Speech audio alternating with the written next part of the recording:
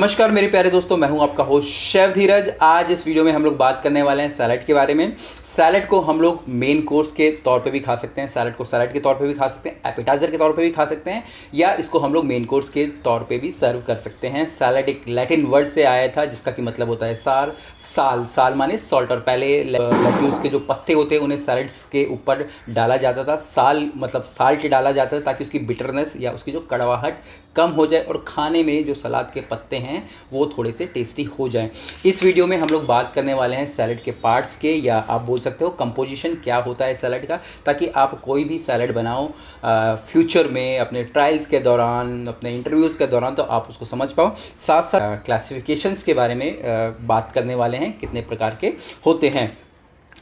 जैसे कि मैंने बोला हमारे कंपोजिशन, तो यहाँ पे सैलड को हम लोग 4 पार्ट में डिवाइड कर सकते हैं। ठीक है जी, 4 पार्ट में हम लोग डिवाइड करेंगे। सबसे पहले मेरा आ जाता है यहाँ पे बेस का मतलब होता है आधार। कोई भी सैलड अगर आप बना रहे हो तो बेस में आपको कुछ डालना पड़ेगा। आप लोगों ने देखा होगा कहीं पे हम लोग लेट्यूस के पत्ते लगा देते हैं, कहीं पे गोभी के पत्ते लगा देते हैं, कहीं पे उन्हीं पत्तों को हम लोग जूलियन जिसको कि हम लोग शेफनार्ड कटिंग बोलते हैं वो यूज़ कर लेते हैं।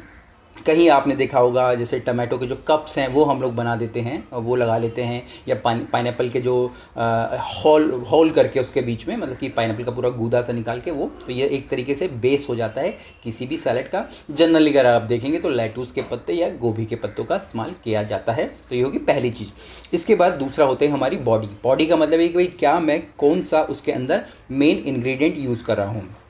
जैसे कि मान लीजिए मैं टमाटो मोज़रेला सैलड बना रहा हूँ, तो यहाँ पे टमाटो और मोज़रेला मेरी उसके बॉडी के पार्ट होंगे। या फिर मैं बोलता हूँ मैं पोटैटो सैलड बना रहा हूँ, या मैं फ्रूट सैलड बना रहा हूँ, या फिर मैं एक कुकुम्बर एंड डिल सैलड बना रहा हूँ, तो यहाँ पे कुकुम्बर और डिल उसकी बॉडी का काम करेंगे। ठीक है जी, तो ये हमारा दूसरा हो जाता है, या आप बोल सकते हैं कि मेन इन्ग्रीडियंट उस सैलड के अंदर। तीसरा यहाँ पे आ जाता है हमारी ड्रेसिंग का मतलब होता है कोई भी ऐसा लिक्विड जो कि हम लोग अपने सैलड के अंदर इंक्लूड कर रहे हैं ताकि उस सैलड के अंदर मॉइस्चर आए। आप किसी भी सूखी चीज़ को नहीं खा सकते, आपके गले में अटक जाएगा, स्पेशली जब आप इसको बोल रहे हैं कि मैं एपिटाइज़र के तौर पे दे रहा हूँ और शुरू में ही आपके गले में सब कुछ अटक गया तो कैसे होगा और क्या होगा। तो यहाँ पर ड्रेसिंग्स बनाई जाती हैं जिससे कि आपके खाने को मॉइस्चर मिलता है, वो खाने में थोड़ा और ज़्यादा टेस्टी भी हो जाता है। जैसे कि अगर आप सिंपल लेट्यूस के पत्ते देंगे या कोई भी सैलड देंगे, उसके अंदर किसी भी प्रकार की ड्रेसिंग नहीं होगी तो वो खाने में टेस्टी भी नहीं लगेगा और वो न्यूट्रिशियस वैल्यू भी उसकी कम हो जाएंगी। तो यहाँ पे अलग अलग प्रकार की ड्रेसिंग्स आती हैं, ड्रेसिंग के लिए अलग से वीडियोस करेंगे। बाकी अगर आप म्यूनिस यूज़ कर सकते हैं, क्रीम यूज़ कर सकते हैं, बाल्समिक विनेगर ड्रेसिंग बन जाती है आपकी। ठीक है ना, इंग्लिश है, मस्टर्ड है, बहुत सारी ड्रेसिंग हमारी बन जाती है।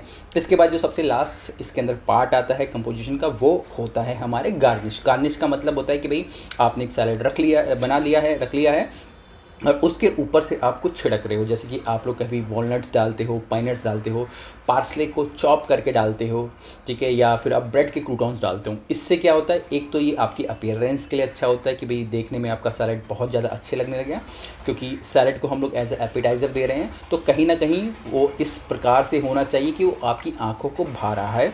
दूसरा, इसके आपके जो सैलड को एक प्रकार का टेक्सचर भी मिलता है, ठीक है, और कुछ न्यूट्रिशियस वैल्यू तो वहाँ पे बढ़ ही जाती है। तो ये हमारे 4 पार्ट हमारे हो जाते हैं। आपने पार्सले भी देखा होगा, पार्सले की जो स्प्रिग जिसको हम बोलते हैं वो भी रख देते हैं। तो ये 4 पार्ट हो जाते हैं हमारे सैलड के। इसके बाद हम लोग बात करेंगे यहाँ पे हमारे क्लासिफिकेशन की। ठीक है जी, तो यहाँ पे सैलड को हम लोग 3 हिस्सों में डिवाइड कर सकते हैं। सबसे पहले होता है हमारा सिंपल सैलड। ठीक है जी, अब सिंपल सैलड होता है कि भाई सिंपल मैंने कुकुम्बर के डाइस काट के दे दिया, कुकुम्बर के राउंडल्स काट के दे दिए, तो कुकुम्बर सैलड हो गया, टमाटो हो गया, अनियन हो गया, बीटरूट हो गया, या फिर सिर्फ लेट्यूस तोड़ के दे दिया, तो ये मेरा सिंपल सैलड हो जाता है। सिंपल मतलब आप उसके अंदर कुछ भी नहीं है, इवन ड्रेसिंग भी अगर आप दे रहे हो तो साइड में रख के दे रहे हो, नहीं तो उसकी भी ज़रूरत नहीं है। इसके बाद जो दूसरा हो जाता है, यहाँ पे आ जाता है हमारे कंपाउंड सैलड। ठीक है जी, कंपाउंड सैलड। अब यहाँ पे सिंपल सैलड हमारा सिर्फ एक सिंपल था, कुछ इंग्रेडिएंट नहीं थे, पर वहीं कंपाउंड के अंदर हमारे एक से ज़्यादा इंग्रेडिएंट हो जाते हैं। ठीक है, अब जब आप सैलड बना रहे हो और उसमें एक से ज़्यादा इंग्रेडिएंट है, कंपाउंड कहलाएगा, और इसको हम लोग फर्दर डिवाइड कर देंगे हमारे 5 पार्ट्स के अंदर, या 5 प्रकार के सैलड के अंदर। जैसे सबसे पहले हमारा हो जाता है मीट का मतलब है कि कोई भी सैलड जो मीट से बन रहा है, जैसे कि मान लीजिए आप चिकन से कुछ बना रहे हैं, लैम्ब से कुछ बना रहे हैं, पोर्क से कुछ बना रहे हैं, बीफ से कुछ बना रहे हैं, और उसके अंदर मेन इंग्रेडिएंट तो ये है, मीट है, साथ साथ आप उसके अंदर कुछ वेजिटेबल्स भी यूज़ कर रहे हैं, चीज़ भी यूज़ कर रहे हैं, ठीक है, ड्रेसिंग वगैरह तो आएगा ही आएगा। इसी प्रकार से हमारा फिश बेस्ड सैलड हो जाता है। जाता है, आपका मेन इंग्रेडिएंट फिश रहता है और साथ में और भी आपकी चीज़ें ऐड हो जाती हैं। इसके बाद हमारा फ्रूट बेस्ड सैलड आता है। फ्रूट बेस के अंदर आपका फ्रूट्स तो रहेंगे, बाकी दूसरे इंग्रेडिएंट्स भी आपके ऐड हो जाएंगे। मान लीजिए मतलब कि एक इंग्रेडिएंट आपका मेन नहीं रहेगा, 2-3 इंग्रेडिएंट या एटलीस्ट 2 इंग्रेडिएंट आपको मेन रहेंगे। फ्रूट के बाद आपका वेजिटेबल सैलड आ जाता है और लास्ट में यहाँ पे हम लोग बोल सकते हैं मिसलेनियस, मतलब कि भाई जिसके अंदर सब कुछ डाल रहे हो आप, वो मिसलेनियस हो जाएगा। तो ये 2 प्रकार के सैलड हमारे हो गए। यहाँ पे जो हमारा तीसरा सैलड आता है उसको हम लोग बोलते हैं टॉस सैलड। अब टॉस सैलड भी सिमिलर हमारे यहाँ पे जो कंपाउंड सैलड की तरह ही होता है, बट यहाँ पे हमारे एक के अलावा कई सारे मेन इंग्रेडिएंट हो जाते हैं। जैसे कि दूसरे मैंने जो कंपाउंड में बोला था कि भाई मैं फ़िश सैलड बना रहा हूँ, तो फ़िश तो होगा, बट यहाँ पे हमारी वेजिटेबल्स भी आ जाएंगी 1-2 प्रकार की।